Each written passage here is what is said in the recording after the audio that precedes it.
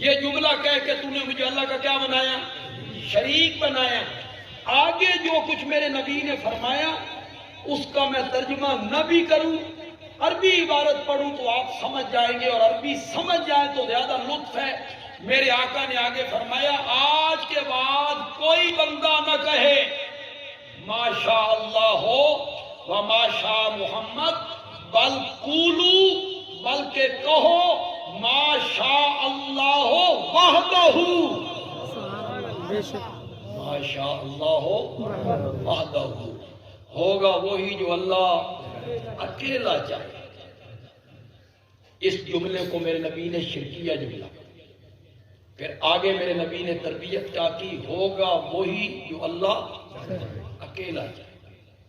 جتنے لوگ آپ بیٹھے ہیں پڑھے لکھے بھی ہیں، کم تعلیم یافتہ بھی ہیں، سچی سچی بات کریں، حضرت نوح علیہ السلام چاہتے تھے کہ بیٹا ڈوب جائے،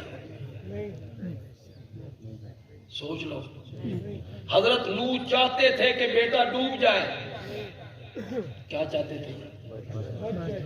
تو منتیں کر رہے ہیں اس کی، ارکب معنا، بیٹا آ میرے ساتھ سوار ہو جا، کافروں کا ساتھی نہ بن۔ اس نے کہا صحابی الی جبل، میں پہاڑ پہ چڑھ جاؤں گا، پانی سے بچ جاؤں گا۔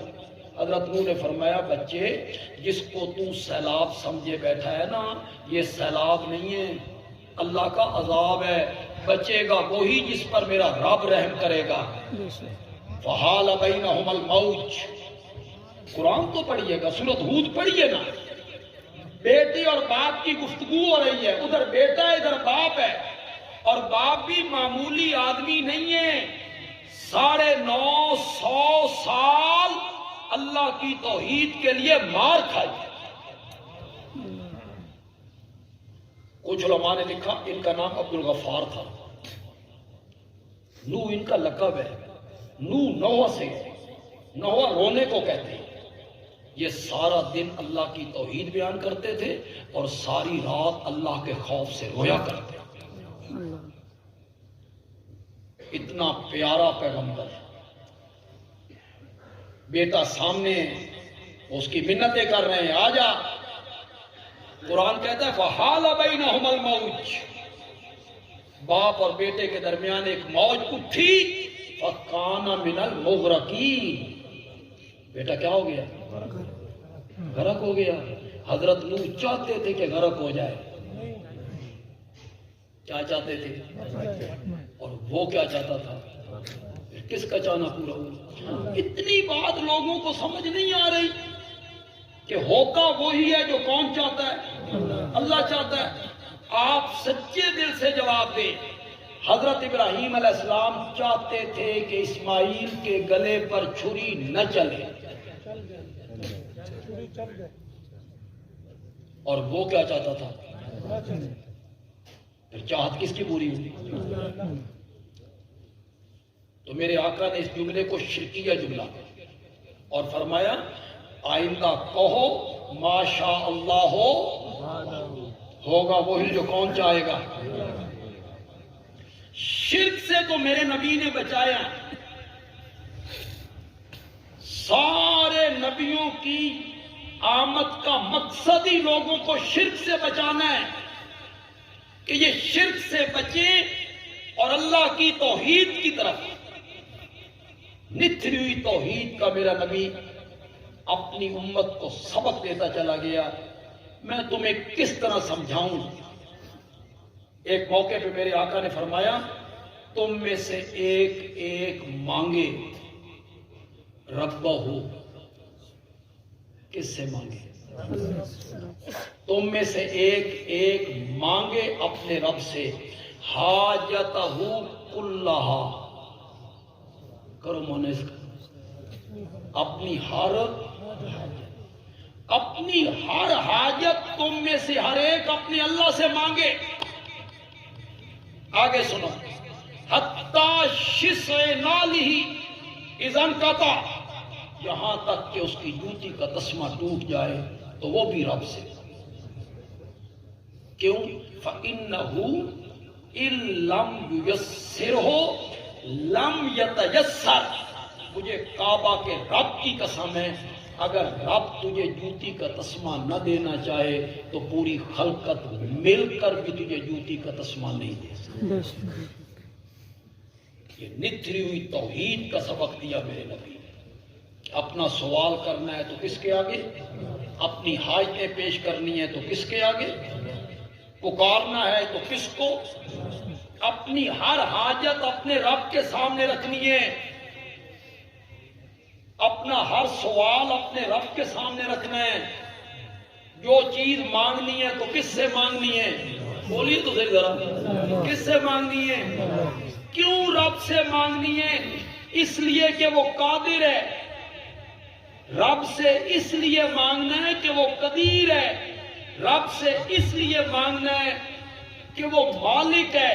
رب سے اس لیے مانگنا ہے وہ مقتدر ہے۔ میری بات کو کتنے لوگ سمجھ پائیں گے؟ رب کو رب سے اس لیے مانگنا ہے وہ قادر ہے، قدیر ہے، اور ایسا قادر ہے کہ وہ چاہے نا تو بغیر خامد کے مریم کی گود ہری کر کے رکھ دیتا ہے۔ پھر وہ قانون بھی نہیں دیکھتا، پھر وہ دستور بھی۔ جب تک نر مادے کا جوڑا نہ ملے اولاد پیدا ہوتی ہے؟ یہ تو رب نے خود قانون بنایا ہے کہ جب تک نر مادے کا جوڑا امتزاج نہ کرے اولاد پیدا نہیں ہوتی۔ لیکن مریم کو بغیر خامد کے دیا کہ نہیں دیا؟ دیا۔ قادر جو ہے، قدیر جو ہے۔ حضرت زکریا 120 سال کے تھے، مریم کو کمرے میں بند کر کے جاتے ہیں، واپس آئے، دروازہ کھولا، دیکھا مریم کے سامنے پھل پڑے ہوئے، بند کمرے، وہ بچی ہے۔ قرآن نے اس کو بیان کیا سورت آل عمران میں، پھر قرآن نے اس کو بیان کیا سورت مریم میں۔ جب قدم اندر رکھا تو اس بچی سے پوچھا انا لکے ھذا، یہاں انا مکانیہ ہے، معنی یوں کریں گے ایک کسی منڈی چ لبدے نہیں تیرے کل کیے ہے، یا انا زمانیہ، معنی یوں کریں گے انہاں دا موسم کوئی نہیں، انہاں دا موسم کوئی نہیں، تیرے پاس کیسے آئے؟ قالت، جواب میں وہ بچی کہتی ہے ہوا من عند اللہ، یہ وہاں سے آئے ہیں جو موسموں کا پابند نہیں۔ بس بچی نے بات کی، زکریا کے دل میں اتری، کہنے لگے مولا پتر لین کا موسم تے میرا بھی کوئی نہیں۔ 120 سال کی عمر ہو گئی ہے، سر کے بال سفید ہو گئے ہیں، بیوی میری 199 سال کی ہے، اوپر سے بیوی میری بانج ہے۔ حضرت زکریا کہتے ہیں رب انی واہن اللزم منی واشتعل الراس شیبا، مولا میری ہڈیاں کمزور ہو گئی، رس ختم ہو گئی، قوت مک گئی، بیوی میری بانج ہے، پھر وہ 99 سال کی ہے، وَلَمَّ كُمْ بِدُعَائِكَ رَبِّ شَقِيًّا، لیکن مولا میں تجھ سے مانگ کے آج تک کبھی محروم نہیں رہا۔ سبحان اللہ۔ 120 سال کی عمر ہے نبی کی اور ان کے ہاں اولاد کوئی نہیں، اور پھر وہ کس کے دروازے پہ پڑا ہوا ہے؟ کس سے مانگ رہا ہے؟ کس کے دروازے پہ ہے؟ کس سے سوال کرتا ہے؟ یہاں جتنے لوگ آپ آئے ہیں آپ میں ہر مسلک کے لوگ موجود ہوں گے، یہ ضروری نہیں کہ جو میرا مسلک ہے آپ کا بھی وہی مسلک ہو، دوسرے مسلک کے لوگ بھی موجود ہوں گے۔ میں آپ کی منت کروں گا خدا کے لیے، گھروں میں جائیں گے 16واں پارہ نکالیں گے، سورت مریم نکالیں گے، سورت مریم کا پہلا رکوع سورت مریم کا پڑھیں گے۔ میں قطعاً نہیں کہوں گا کہ آپ کسی دیوبندی عالم کا ترجمہ پڑھیں، میں بالکل نہیں کہوں گا۔ آپ کے گھر میں دیوبندی عالم کا ترجمہ ہے آپ اٹھا لیں، بریلوی عالم کا ترجمہ ہے آپ اٹھا لیں، اہل حدیث عالم کا ترجمہ ہے آپ اٹھا لیں، شیعہ عالم کا ترجمہ ہے آپ اٹھا لیں، جس عالم کا ترجمہ بھی آپ کے گھر میں ہے، خدا کے لیے پڑھو تو صحیح، قرآن کے قریب تو آؤ، قرآن پڑھو تو صحیح۔ جس عالم کا ترجمہ آپ کے گھر میں ہے آپ اٹھائیں، انشاءاللہ ہر عالم وہی ترجمہ کرے گا جو میں یہاں کر کے جاؤں۔ یہ نہیں ہے کہ شیعہ عالم اور ترجمہ کرے، بریلوی عالم اور ترجمہ کرے، تو قطر نہیں۔ جس عالم کا ترجمہ آپ نے اٹھانا ہے۔ حضرت زکریا کہتے ہیں رب انی وہن العظم منی، مولا میری ہڈیاں کمزور ہو گئی، میری رس ختم ہو گئی، قوت شہوانی مک گئی، بیوی میری بانجے، ولم کم بے دعائے کا رب شقیہ، لیکن مولا میں تجھ سے مانگ کے کبھی محروم ہوں۔ یہاں کچھ علماء بھی ہیں، طلبہ بھی ہیں، ہمارے شیخ نے جو معنی کیا نا ولم اکم بے دعائے کا رب شقیہ کا، وہ بہت خوبصورت ہے۔ شقیّن کا عربی میں معنی ہوتا ہے بدبخت۔ کیا معنی ہوتا ہے؟ بدبخت۔ اس کے مقابلے میں سعید ہے، سعید بخت والا اور شقی بدبخت۔ ہمارے حضرت کہتے ہیں ولم اکم بے دعائے کا جو با ہے نا یہ سببیہ ہے، یہ با ہے سببیہ۔ اب معنی کیجئے گا، حضرت زکریا کہتے ہیں وَلَمَّ كُن بِدُعَائِكَ رَبِّ شَقِيًّا، مولا میں تجھے پکار کے اور بیٹا تجھ سے مانگ کے، مولا میں بدبخت نہیں بنا۔ میں کیوں بدبخت بنوں جو تجھے پکار رہا ہوں؟ بدبخت تو وہ ہے جو تجھے چھوڑ کے اوروں کو پکارتا ہے، اوروں کے سامنے التجائیں کرتا پھرتا ہے۔ حضرت زکریا نے بیٹا مانگا، اللہ نے کہا یا زکریا انا نبشرک بغلام اسمہ یحییٰ۔ اللہ اکبر، کیسی کریم ذات ہے، کیسی کریم ذات ہے۔ اللہ نے فرمایا میرے زکریا کم مانگا ہے، تو نے صرف بیٹا مانگا ہے، میں بیٹا بھی دوں گا، آسمانوں سے نام رکھ کے دوں گا، بڑا ہو جائے گا تو اس کے سر پہ نبوت کا تاج بھی پہنا۔ یا زکریا انا نبشرک بغلام اسمہ یحییٰ۔ اللہ اکبر۔ آپ ایک منٹ کے لیے تصور کریں، بندے دی عمر 120 سال ہوئے،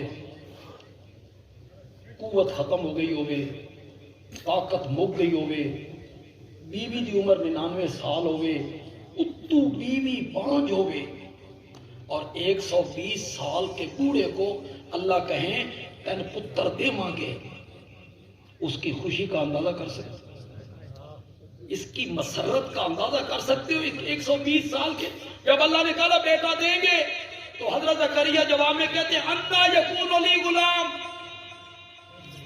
مولا پتر کنیے۔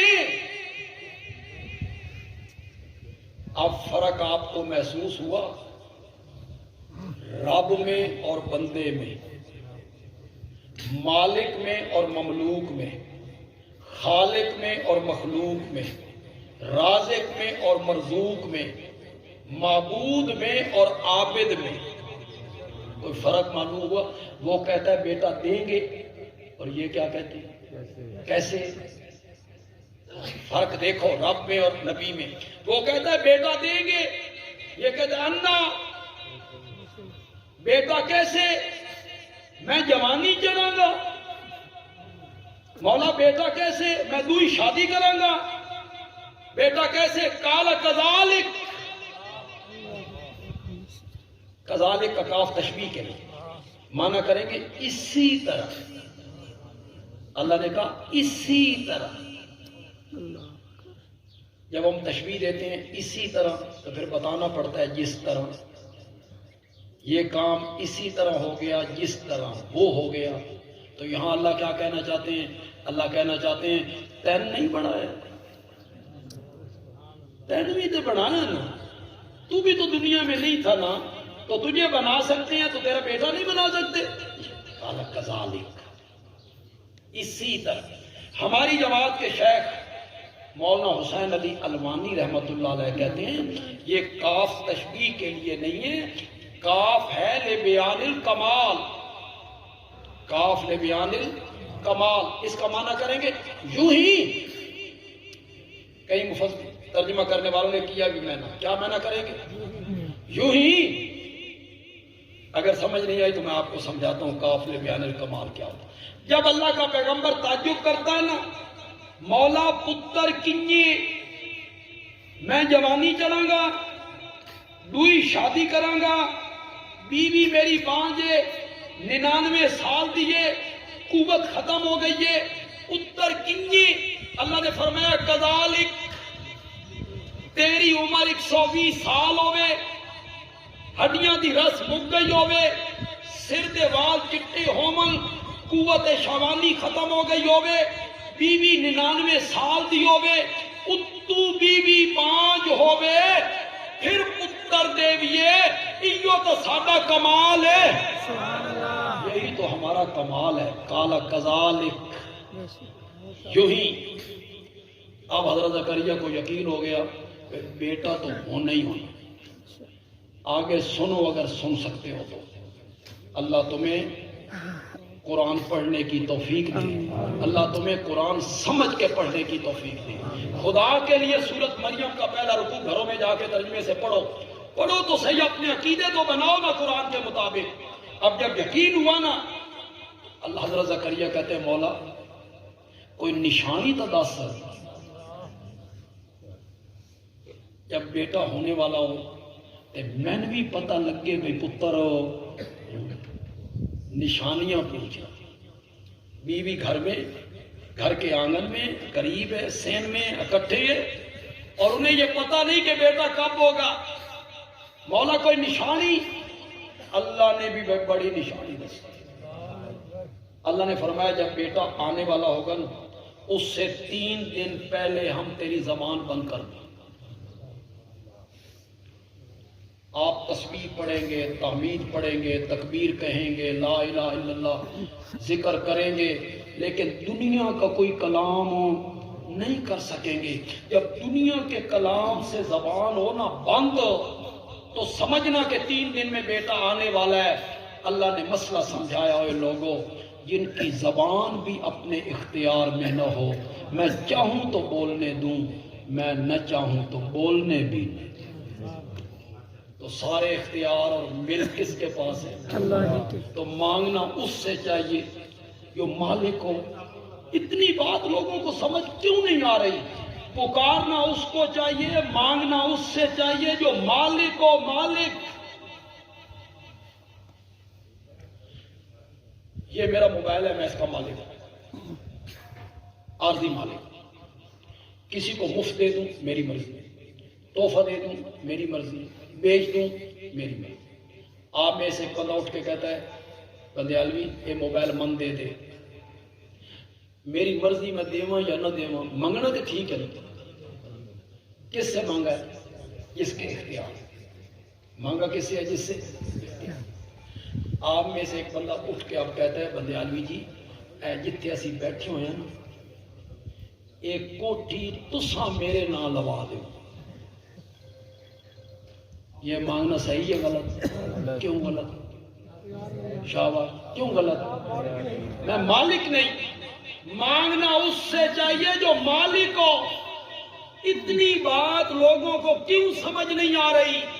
مانگنا اس سے چاہیے جو مالک ہو، اور قرآن میں اللہ کہتے ہیں تبارک الذی بیدہ الملک للہ ملک السماوات والارض لہو ما فی السماوات وما فی الارض للہ ما فی السماوات وما فی الارض۔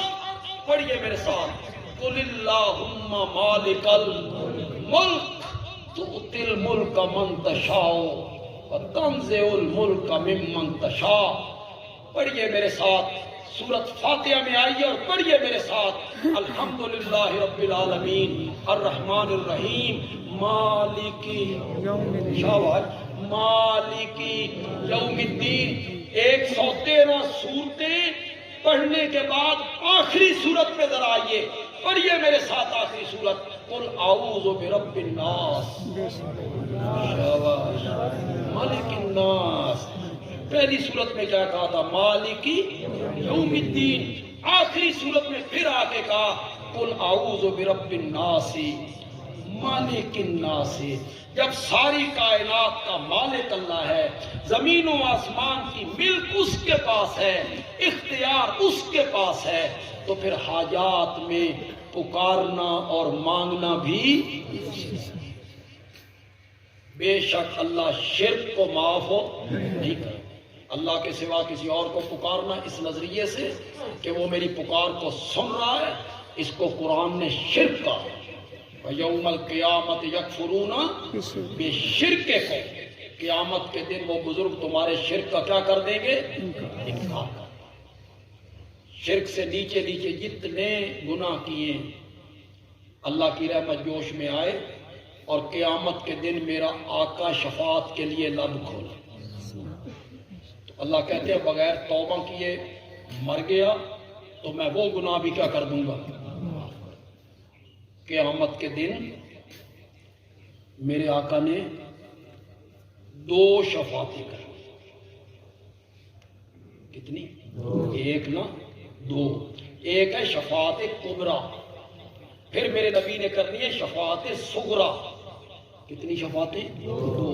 شفاعت کبریٰ ساری خلقت کے لیے، اس میں یہودی، عیسائی، مجوسی، ہندو، سکھ، مرزائی، میرے نبی کے دشمن، گستاخانہ خاکے بنانے والے، ساری کائنات کے لوگوں کے لیے میرے نبی نے شفیع بن کے اٹھنا۔ وہ شفاعت کیا ہوگی؟ بس اتنی سی شفاعت ہوگی، مولا حساب کتاب بعد بھی تو شروع کرنے، خلقت بڑی تنگے، ذرا جلدی شروع کر، بس وہ بخشوانا شکرانا نہیں ہے، کسی کے حق میں نہیں کہنا کہ اس کو بخش دے، وہ ساری خلقت کے لیے کہ مولا حساب کتاب بعد میں بھی تو شروع کرنا ہے، ذرا جلدی شروع کر دے۔ ایک ایک نبی کے پاس خلقت پہنچی ہے، حضرت آدم، حضرت نوح، حضرت ابراہیم، حضرت موسیٰ، حضرت عیسیٰ، ہر نبی کہتا تھا لست لہا، اے تو نوحن لست لہا، اے تو ابراہیم لست لہا، اے تو موسیٰ لست لہا، اے تو عیسیٰ، میرا یہ منصب نہیں ہے، میری یہ پوزیشن نہیں ہے، تم حضرت ابراہیم کے پاس چلے جاؤ، تم حضرت موسیٰ کے پاس چلے جاؤ، تم حضرت عیسیٰ کے پاس چلے جاؤ۔ جب حضرت عیسیٰ کے پاس آئیں گے، اب میں جو حضرت عیسیٰ کا جواب آپ کو سناؤں گا، یہ مسند احمد میں حدیث کی کتاب ہے، اس میں ترجمہ میں نہیں کروں گا، لیکن مجھے یقین ہے کہ آپ میں سے ہر بندہ اس ترجمے کو سمجھے گا، اس کی سبحان اللہ بتائے گی کہ وہ سمجھ گئے۔ جب حضرت عیسیٰ کو خلقت کہے گی آپ اللہ سے بات کریں نا کہ حساب کتاب ذرا جلدی شروع کر دے، خلقت بڑی تنگ ہے، تو حضرت عیسیٰ کہیں گے لست لہا اے تو محمدن وہو خاتم النبیین، محمد عربی کے پاس چلے جاؤ، ان پر اللہ نے نبوت کا سلسلہ ختم کر دیا ہے، وہ اللہ کے آخری پیغمبر ہیں۔ اب خلقت میرے نبی کے دروازے کی طرف آ رہی ہے، لیکن دل میں یہ سوچ کے آ رہی ہے کہ حضرت نوح کے پاس گئے تھے، انہوں نے کہا ابراہیم کے پاس چلے جاؤ، ان کے پاس گئے، انہوں نے کہا حضرت موسیٰ کے پاس چلے جاؤ، حضرت عیسیٰ کے پاس چلے جاؤ، حضرت عیسیٰ نے کہا آمنہ کے لال کے پاس چلے جاؤ، کہ جس کو ہن جا رہے ہیں نا اس تو بعد ہے بھی کوئی نہیں، اب یہ آخری ہے۔ تو ساری خلقت کیا آگے کہے گی میرے نبی کو؟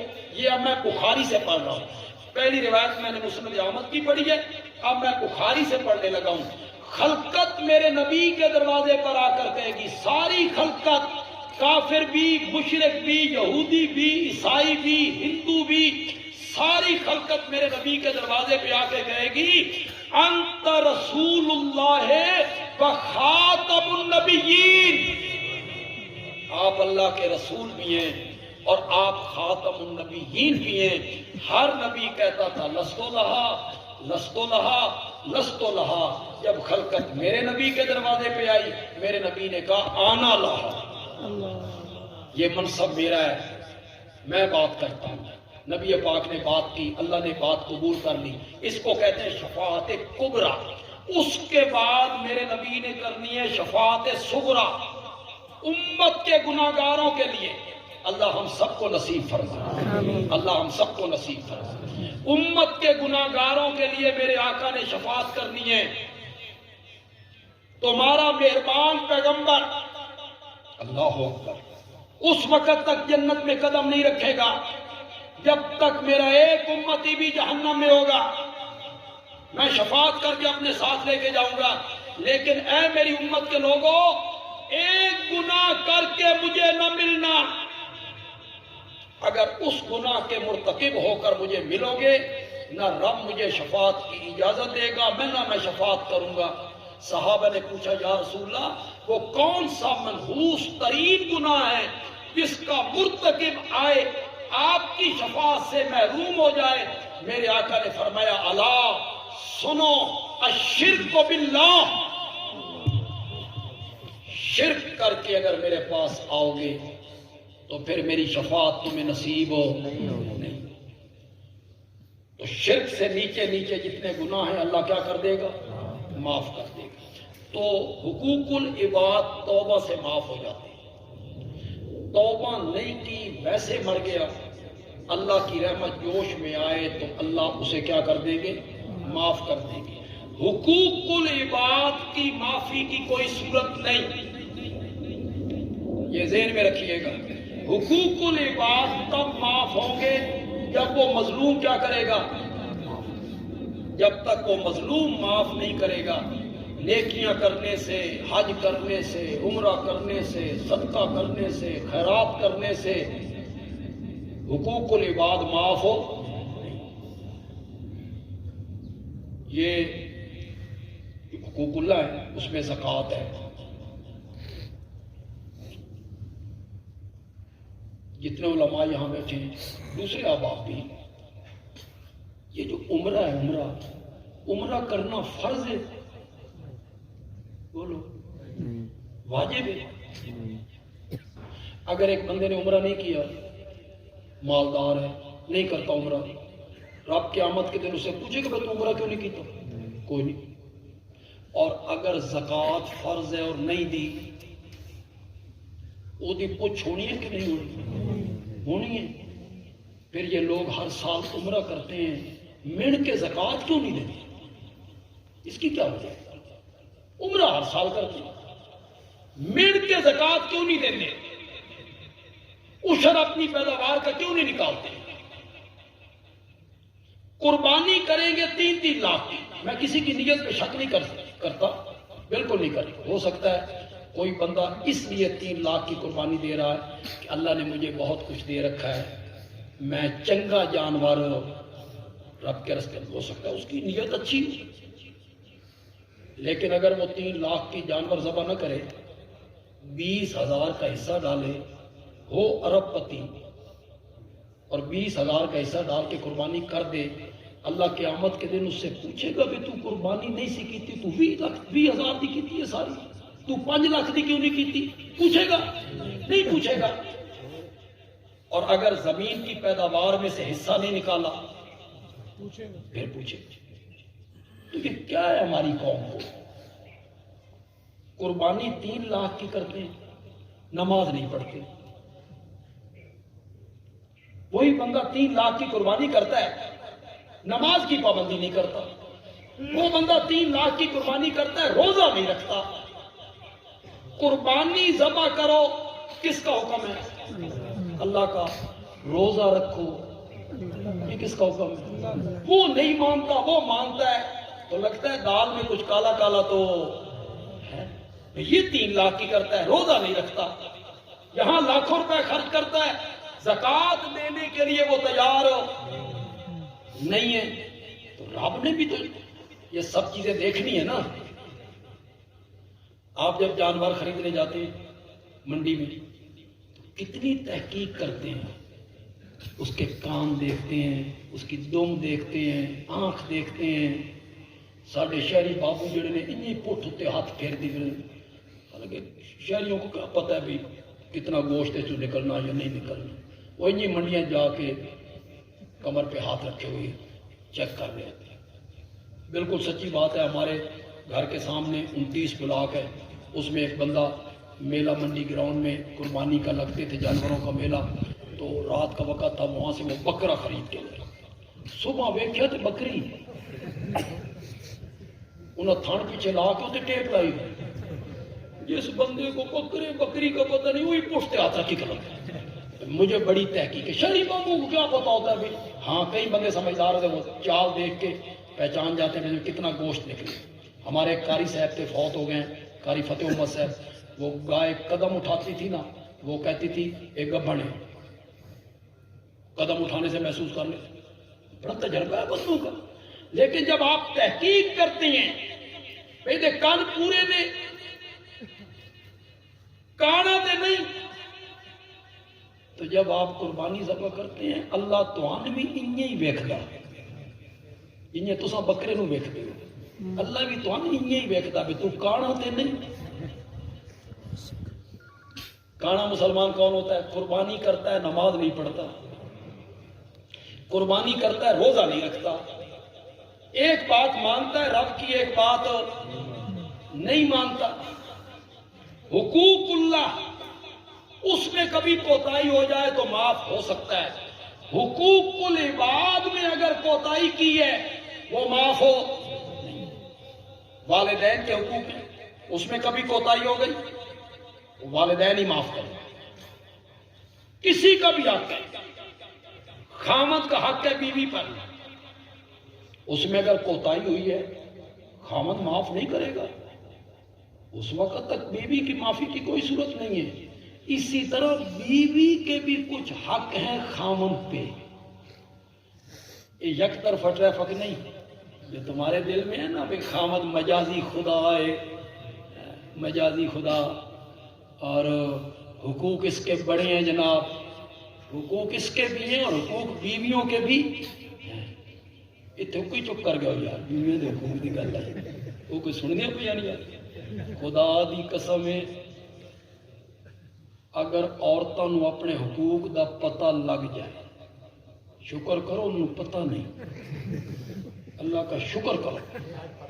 نہیں آج نہیں پتہ، نہیں دسنا ہی نہیں، تو نہیں گھر نہیں بڑھن دینا. یہ عورتوں نو لگ جائے پتہ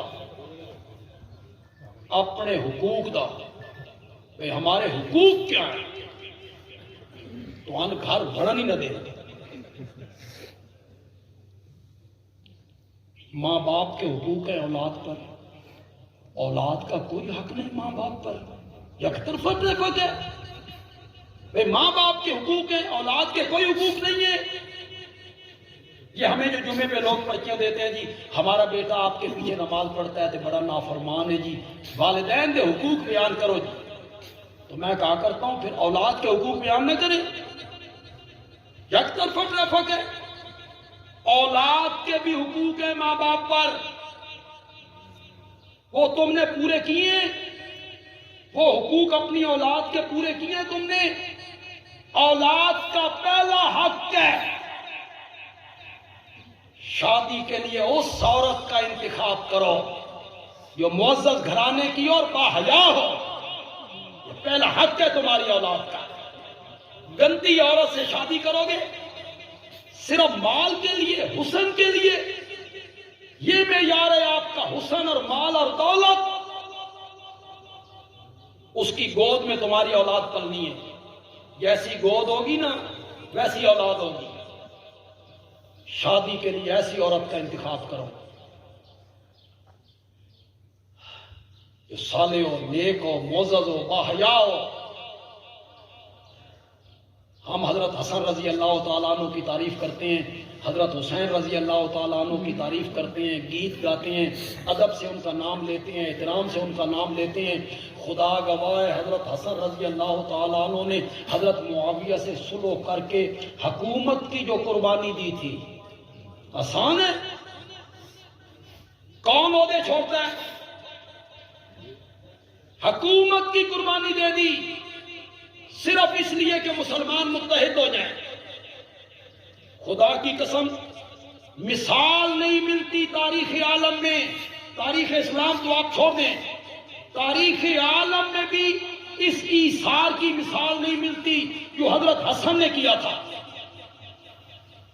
لیکن کبھی آپ نے سوچا کہ یہ دونوں بھائی جس گود میں پلے تھے وہ گود کون سی؟ گود بھی تو سیدہ فاطمہ کی. گود کا سب حضرت عمر رضی اللہ تعالیٰ عنہ پہرا دے رہے ہیں، صبح کا ٹائم ہے، ایک گھر سے آواز آئی، بوڑھی عورت اپنی بیٹی کو کہہ رہی ہے آج بکریاں دودھ تھوڑا دیتا، گاہکا نے تے آنا ہی آنا، تھوڑا سا پانی ڈال دے۔ اور آگے سے وہ بچی کہتی ہے اماں امیر المومنین نے منع کی، امیر المومنین نے منع کی۔ بوڑھی عورت کہتی ہے یہاں امیر المومنین دیکھ رہا ہے، بند کمرے میں اپنے گھر میں، اور آگے سے بیٹی کہتی ہے ماں امیر المومنین نہیں اس کا رب دیکھ۔ حضرت عمر نے مکان پہ نشان لگایا، گھر گئے، اپنی اہلیہ کو جگایا، فرمایا بیٹا جوان ہو گیا تو میں رشتہ ویکھ کے کہ کون آ کے دوتیاں دی لڑکی، دوتیاں دے گھر، آدھی دنیا کا فرما روا، جس کا نام سن کے کیسر و کسرا کانپ جایا کرتے تھے، اس کا بیٹا دودھ بیچنے والوں کے گھر۔ فرمایا ہاں اس لڑکی کا جو میں نے تقوی دیکھا ہے، خشیت الہی دیکھی ہے، اللہ کا ڈر دیکھا ہے، شادی یہی کرنی ہے، شادی ہو گئی، اب وہ بہو بن گئی۔ اب سنیے گا ذرا، حضرت عمر رضی اللہ تعالیٰ عنہ صبح کے ٹائم دفتر جا رہے، دفتر کون سا تھا؟ مسجد نبوی، وہی عدالت تھی، وہی وزیر اعظم ہاؤس تھا، وہی وفود کو ملنے کی جگہ تھی، جا رہے ہیں تو نکلتے ہوئے اپنی بہو کو کہتے ہیں پتر ایک میری اوہ جملہ آکھی نہ، امیر المومنین نہیں اس کا رب دیکھ رہا ہے۔ اسی کی نسل میں عمر ابن عبدالعزیز پیدا ہوئے، اسی کی نسل میں عمر ابن عبدالعزیز۔ اولاد کا پہلا حق یہ ہے کہ شادی کے لیے ایسی عورت کا انتخاب کرو جو معزز گھرانے کی ہو، باحیا ہو۔ اولاد کا دوسرا حق یہ ہے اس کا اچھا سا نام رکھو، خوبصورت نام رکھو اس کا، اور اس کا تیسرا حق یہ ہے اس کی تعلیم و تربیت کا کیا کرو؟ انتظام، اس کی تعلیم کا انتظام، اس کی تربیت کا انتظام کرو، اس کی اصلاح کرو۔ وہ جب کونپل ہے نا، کونپل آپ ادھر موڑ دیں، ادھر موڑ دیں، ادھر موڑ دیں، اس وقت ہے اس کی تربیت کرنا۔ جب وہ تناور درخت بن جائے گا پھر آپ ٹریکٹر کا زور لگائیں وہ اپنی جگہ سے اکھڑ بھی نہیں سکتے۔ تعلیم و تربیت کا انتظام کریں، یہ اولاد کا تیسرا حق ہے۔ اولاد کو چاہیے وہ والدین کے حقوق پورے کرے، اور والدین کو چاہیے کہ وہ اولاد کے حقوق پورے کرے، میاں بیوی کے حقوق پورے کرے اور بیوی میاں کے حقوق کو پورے کرے۔ اللہ تعالیٰ عمل کی توفیق عطا فرمائے۔ وما علینا الا البلاغ المبین۔ آپ نے جو کہنے کہیں